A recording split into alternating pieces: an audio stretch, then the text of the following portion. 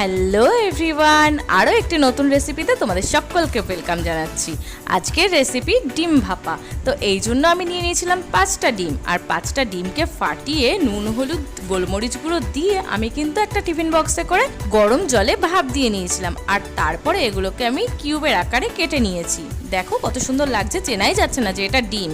এরপরে মশলাটাকে রেডি করে নেব। আর এইদিকে কেটে নিয়েছিলাম আলু, আর মশলার জন্য নিয়ে নিয়েছিলাম গোটা জিরে, আদা কুচি, কিছু কাঁচা পাকা লঙ্কা, ব্যাস একটু জল দিয়ে আমি একটা মিহি পেস্ট বানিয়ে নিয়েছি। আর তারপরে ওভেনে বসিয়ে দিয়েছি কড়াইতে দিয়ে দিলাম সর্ষের তেল। আর এবারে আমি ডিমের কিউবগুলোকে সুন্দর করে উল্টে পাল্টে লাল লাল করে ভেজে নেব। তোমরা তো সবাই ডিমের অনেক রকম রেসিপি খেয়েছো, যারা এই রেসিপিটা একবারও খাওনি তারা একবার ট্রাই করে দেখতে পারো, দুর্দান্ত লাগে খেতে। আর এবারে আমি আলুগুলোকে একটুখানি উল্টে পাল্টে লাল লাল করে ভেজে নিলাম। আর তারপরে কড়াইতে যা তেল ছিল সেই তেলের মধ্যে আমি ফোড়নের জন্য নিয়ে নিয়েছিলাম গোটা গরম মশলা, শুকনো লঙ্কা, তেজপাতা।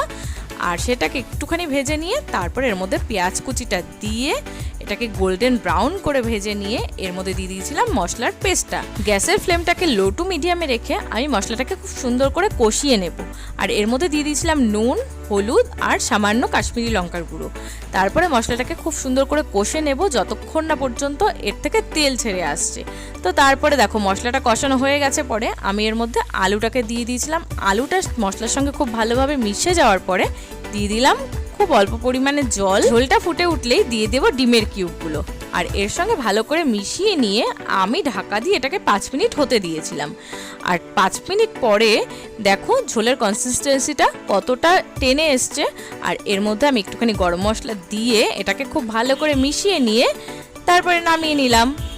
দেখো দেখতে কত সুন্দর লাগছে, কতটা ডিলিশিয়াস লাগছে, তাই না? অবশ্যই ট্রাই করবে তোমরা বাড়িতে।